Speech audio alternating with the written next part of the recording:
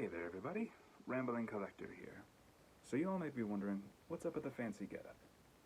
Well, that's actually for the subject of today's book review, which I'm going to be talking about now.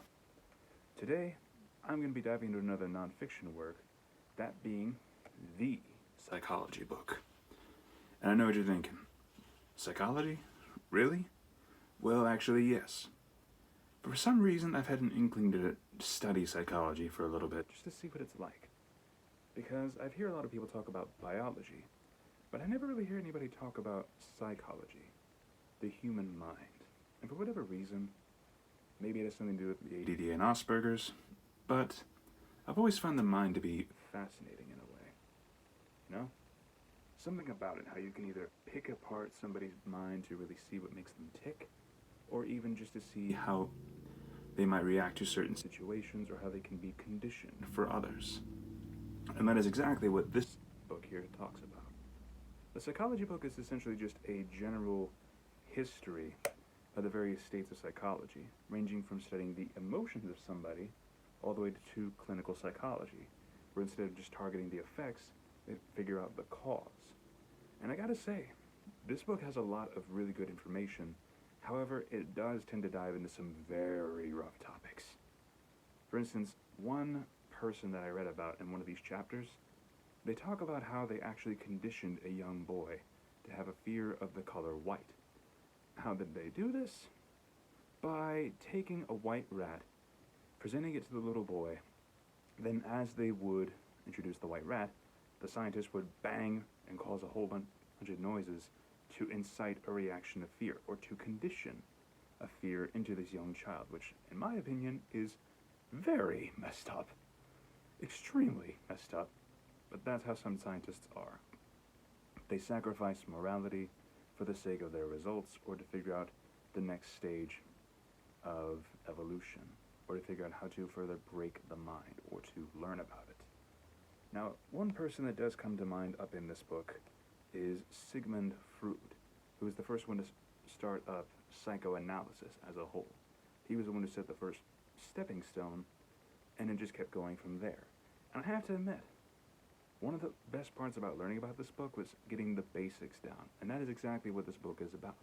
It gives you a basic layout. It gives you an outline, the history of it, some of the famous folks you can learn about, and even some of their related works to their line of psychology, how they learned or how they adapted from psychoanalysis to what it is now with clinical psychology. And I have to admit, watching that evolution, watching them learn things such as about autism, or ADHD, or ADD, and even multiple personality disorder, it was definitely a fun time.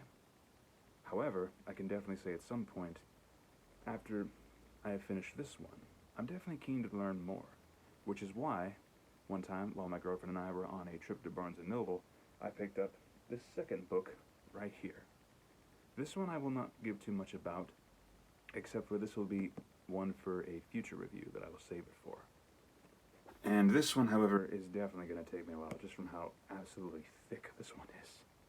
But this one will talk about analyzing psychology in an evolution to modern crime. Modern serial killers, such as John Wayne Gacy or Jeffrey Dahmer, and how they evolved over time. Sort of a psychoanalysis of crime as it evolved. But back to this.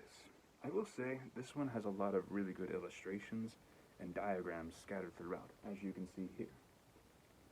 It talks about some of the most famous figures as well as provides examples that you can use. It's literally a textbook, let's put it that way.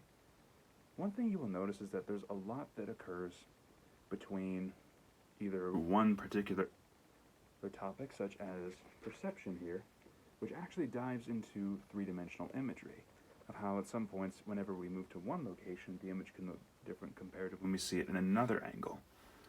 It's fascinating to see how that works. It's fascinating to see how the mind is broken down bit by little bit in this book. Will I be checking out more of it? Absolutely. Now, if you know any psychological thrillers, please let me know about that as well.